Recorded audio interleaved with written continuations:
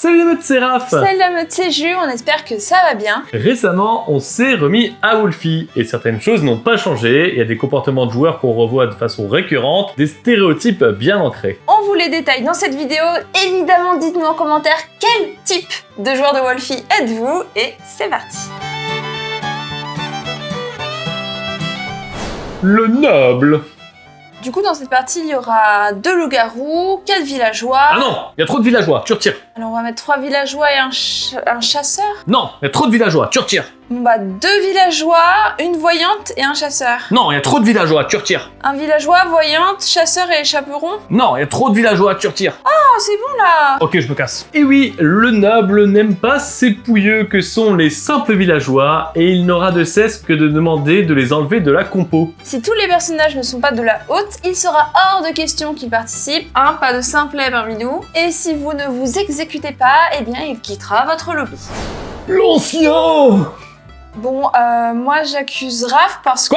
Quoi Encore moi Parce que quoi? Parce que je suis un joueur expérimenté, c'est ça? Ça y est, je suis niveau 18, bam bam bam, on attaque Raph quoi. Comme d'habitude. Moi je demande un ban, oh, tu sais quoi, je me casse. Vous le connaissez, l'ancien a un niveau à 2 chiffres et il a souvent craqué pour le grade alpha. Il est sur Wolfie depuis le début et a joué beaucoup de parties, il profite donc d'une grande expérience de jeu comparée aux autres joueurs, et malheureusement, les nobles ont tendance à le prendre pour cible car il est souvent une menace lorsqu'il n'est pas dans leur camp. Les défauts de l'ancien, c'est qu'il vit dans une paranoïa constante et il fera un appel au ban à partir du moment où il est cible d'un vote. Ça peut donner l'impression aux autres joueurs qu'il a envie d'être intouchable de droit divin juste parce qu'il est haut niveau. Le vase de l'ancien est plein à craquer d'eau et la moindre goutte pourra le faire exploser, ce qui donnera l'impression que toutes ces parties de loup-garou sont remplies de sa frustration.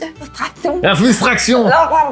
Frustration, extension. L'ancien n'en peut plus. Il a été visé à chaque fois, trop de fois. Il n'en peut plus et au moindre petit truc, il déversera sa colère sur vous. Et ça gâchera des parties et ça c'est terrible. Ah. C'est terrible. Le sérieux.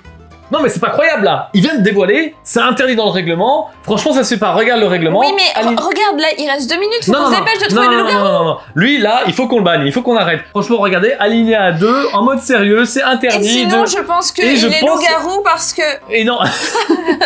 Le sérieux n'est pas là pour faire des parties bordéliques. Il connaît les règles du mode sérieux sur le bout des doigts et c'est comme ça qu'il s'est nommé du coup. Et à la moindre entorse au règlement que vous ferez, il partira en croisade contre vous. Et comme sur Wolfie, le dévoilement est monnaie courante, les parties de Wolfie se transforment souvent en tribunal. Il ira jusqu'à citer le règlement pour que tout le monde vote pour le ban du joueur qui vient de se dévoiler. Et malheureusement, tout ça se fait souvent au détriment de la partie et les loups-garous vont bien en profiter parce qu'ils vont pouvoir se faire discret pendant qu'il y a le bordel. Yo, si t'es nouveau sur la chaîne, n'hésite pas à t'abonner, on fait plein de vidéos comme celle-ci, alors suis-nous. On s'en souvient des parties de Wolfie, donc si ça t'intéresse, clique aussi sur la petite cloche pour être tenu au courant. Le cueilleur de pâquerettes. Bon allez là, il faut trouver les loups, on fait quoi là? Les gars? Ah, il y a quelqu'un?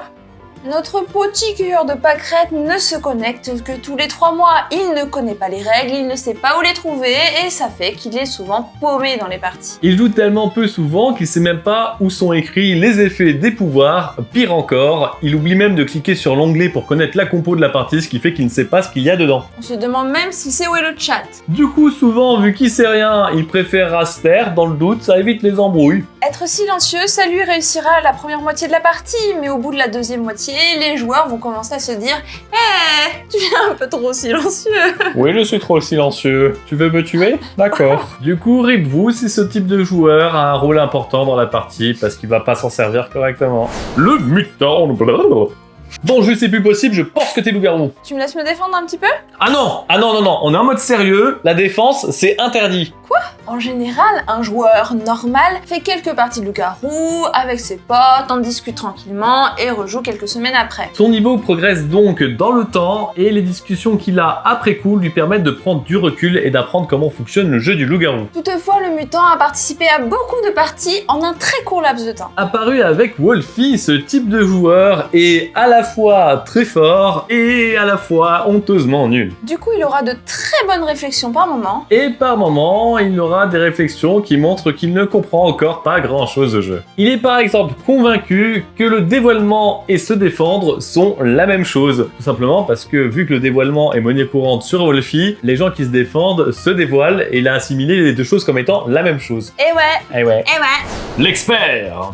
Bon, et sinon, les copains, vous avez des idées de qui est loup-garou? Oui, moi je pense que Jean-Claude, étant donné qu'il a le genou droit par-dessus le genou gauche et qu'il a dit non au moment où Jean-Jacques a dit qu'il n'était pas loup-garou, je pense donc que Marie et Antoinette sont loup-garou. Voilà. D'accord. L'expert est un gros joueur de loup-garou et il a découvert le loup-garou bien avant d'avoir découvert Wolfie. Il connaît le loup-garou sur le bout des doigts, mais il oublie souvent qu'ici il n'est pas exactement sur le même jeu. Dire des choses qui sont pour lui des évidences lui donnera l'air aux yeux des autres d'avoir complètement perdu la boule, et ce, à chaque partie. Et ses propositions sont souvent hors sujet vis-à-vis des autres, en fait, ils ne comprennent juste rien. L'écouter peut certes nous mener à la victoire s'il est dans notre camp, mais comme on peut pas analyser ce qu'il dit, eh bien, dans le doute, on va le tuer, parce que il sort un charabia incompréhensible. Voilà, j'espère que ce top un petit peu, beaucoup stéréotypé vous aura plu. Dites-nous dans les commentaires à quel stéréotype vous correspondez. Et le village s'endort.